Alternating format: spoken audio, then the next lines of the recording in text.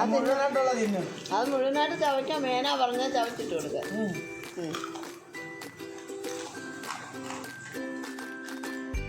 ഞാൻ അച്ഛൻ ചവച്ചങ്ങോട്ട്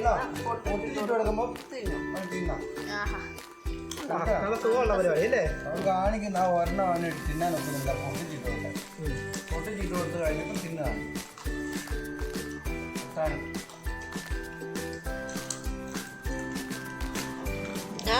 ഒരെണ്ണം ചവച്ചു